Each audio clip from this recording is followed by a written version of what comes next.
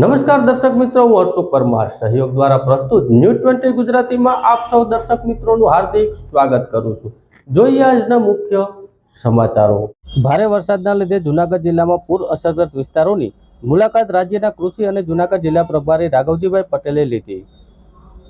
જૂનાગઢ જિલ્લાના વંથલી તાલુકાના આખા ટીકર ગામને જોડતા માર્ગે આખા સેંદરડા ટીકર અને કેશોદના માણેકવાડા માલબાપાના મંદિર ખાતે મગરવાડા ચિત્રી ડેરવાણ સહિતના ગ્રામના અગ્રણીઓને મળી રૂબરૂ રજૂઆતો સાંભળી હતી।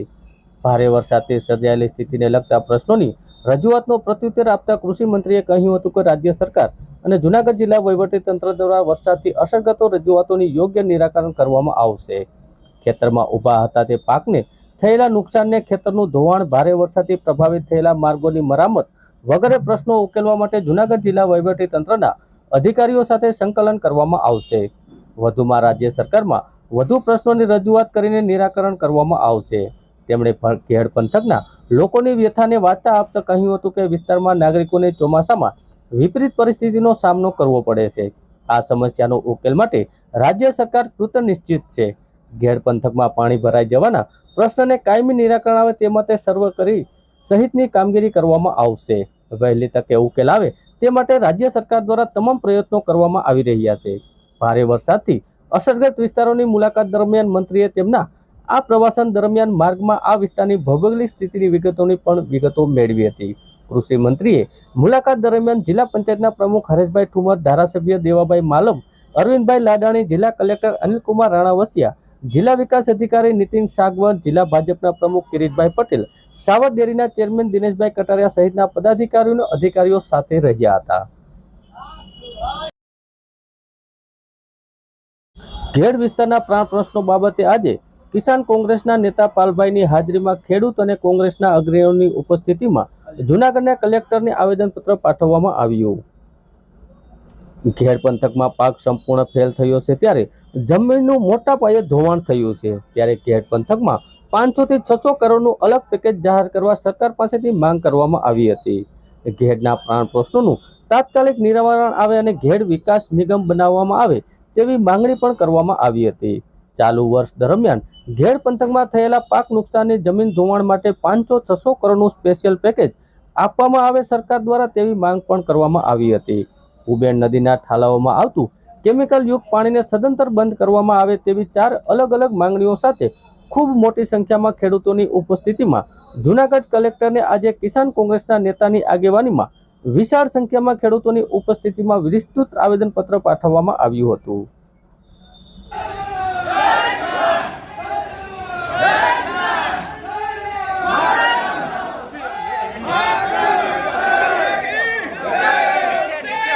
આ પાક છે એ સંપૂર્ણ નાશ થઈ ગયો છે।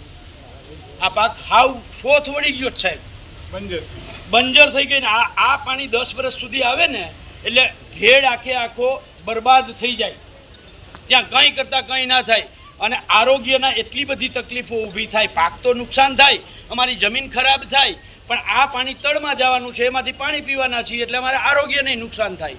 એટલે ઉબેણ નદીમાં ઠાલવવામાં આવતું કેમિકલવાળું જે પાણી છે, આ પાણી કેમિકલને સદંતર બંધ કરવામાં આવે। જીપીસીબીના અધિકારીઓ જે હપ્તા લે છે એમની સામે કાયદેસરની કાર્યવાહી કરવામાં આવે। હું બહુ સ્પષ્ટ કહું છું કે જીપીસીબીના અધિકારીઓ હપ્તા લે છે, આ આક્ષેપ નથી, હપ્તા લે છે, એ જ રજૂઆત છે। એટલા માટે આ રજૂઆત છે કે જીપીસીબીના અધિકારીઓ ત્યાં હપ્તા લે છે એટલે કેમિકલ ઉદ્યોગવાળા ત્યાં પાણી ઠાલવે છે। સાહેબ, આ નદી છે, નદી કાંઠે ખરાબાની અંદર પાણી ટાંકો કરે છે, ટાંકાની અંદર આખા વર્ષનું કેમિકલ સ્પેશિયલ પેકેજમાં એનોય સમાવેશ કરવો હોય તો કરો તમે। તો જૂનાગઢ જિલ્લાને જે 200, 300, 500 કરોડ આપવાના થાય એ અલગથી કરો, પણ ઘેડ માટે 500-600 કરોડથી નીચું 1 રૂપિયાનું સ્પેશિયલ પેકેજ નહીં। કારણ કે આખો ઘેડ 68 ગામ, 4 તાલુકા, 2 જિલ્લા, 2,50,000ની વસ્તી, 1 લાખ હેક્ટરની જગ્યા, ખેડૂતોની ખેતીલાયક જગ્યા, એટલે આ આખું જે નુકસાનગ્રસ્ત છે એના માટે ઓછામાં ઓછું 500 થી 600 કરોડનું સ્પેશિયલ પેકેજ આપવામાં આવે। ચોથી અને છેલ્લી માંગ અમારી એ છે કે ઉબેણ નદીમાં જે સાડી ઉદ્યોગ જેતપુરનો છે, આ કેમિકલવાળું પાણી, એનો લેબોરેટરી રિપોર્ટ પણ આમાં છે, તમને હારે આપીએ છીએ આવેદનમાં। તમને 10 હાંડા એક જ દિવસમાં પાણી પાઈ દે તમારી શું હાલત થાય? ઈ હાલત અમારા પાકની હાલત થઈ છે. ઈ હાલત અમારા પાકની થઈ છે. 35 દિવસથી પાણીમાં જ છે, ડૂબ છે. અને કેટલાય ખેડૂતોએ 2 વખત વાવણીઓ કરી છે અને 2 વખત એના બિયારણ નાખવા પડ્યા છે. સાહેબ, આપણે સર્વેના આદેશો કર્યા તો વાત એ આવી કે પાણી ભરેલું છે. સમજો, જ્યારે તમારી ટીમ સર્વે કરવા ગઈ તો એમ કહ્યું પાણી ભરેલું છે. એનો અર્થ એવો કે તમારો રિપોર્ટ એ કહે છે કે પાણી ભરેલું છે. તો પાણી ભરેલું હોય સાહેબ તો એમાં પાક ન થાય, એ સ્વાભાવિક છે. એટલે જમીન ધોવાણ થયું છે. ક્યાં ગયા ઓલા બોર ખતરિયા બાપા? સાહેબ, અહીંયા આવો તો તમે અહીંયા આવો. રેવાતું વાલા નથી રેવાતું, પાણીના પ્રોકમાં વાલા નથી રેવાતું. સૂરે કરીએ અમે કુદરત કોઈ પોષે, સૂરે કરીએ રે વાલા કુદરત કોઈ પોષે. આ ભ્રષ્ટાચારી વાલા વાહે પડ્યા છે, વાલા વાહે પડ્યા છે. નથી રેવાતું વાલા નથી રેવાતું, પ્રાણીના પ્રોકથી નથી રેવાતું. વંદે વંદે જય જવાન જય જવાન વંદે જય કિસાન. આજે મારું નામ ભીમસિંહભાઈ માલદેભાઈ ભેટારિયા, મારું ગામ ટીકર, તાલુકો વંથલી, જિલ્લો જુનાગઢ. અમારે જે પ્રાણ પ્રશ્ન છે, આજે અમારા ખેડૂતનું જે માંડવી છે એ બધી લાલ પાણીથી બગડી ગઈ છે. અને ઘણી વખત જ્યારે કાર્યકરો આવતા અમે રજૂઆત કરતા, અને રજૂઆત કરે તો કે આઈ નહીં ત્યારે અમે મહાણી જઈએ ત્યારે કરવાની, અમને પીખડી પકડી અને બહાર કાઢે. મિટિંગ હોય મત લેવાની ત્યારે અમને બહાર કાઢતા. અને આજે જે હું તમને કહું એમ કે કેન્દ્ર બિંદુ બામણાનું પારા તૂટવાનું ટીકર છે. એ ટીકર જે 200 મીટરમાં રોડ છે, 200 મીટરમાં નાલા મૂક્યા તો આ પોઝિશન ન થાય. આ એ બધું પાણી ડાયવર્ટ નદીમાં થયેલ છે. અને જો એ હજી એની બંધ કરી દીધું, એ પાણીમાં હરંગ નાલા મૂકે તો પાણીનો 50% પ્રશ્ન હલ થઈ જાય. જુનાગઢ અને પોરબંદર જિલ્લાના 5 તાલુકાના લગભગ 71 ગામોના 2,40,000 50,000 વસ્તી ધરાવતા વિસ્તારનો 1 લાખ હેક્ટર જગ્યા જે છે એ આખો ઘેરનો જે પાણ પ્રશ્ન છે એના માટે આજે અમે કલેક્ટર સમક્ષ આવી મુખ્યમંત્રી શ્રીના નામજોગ એક આવેદનપત્ર આપ્યું.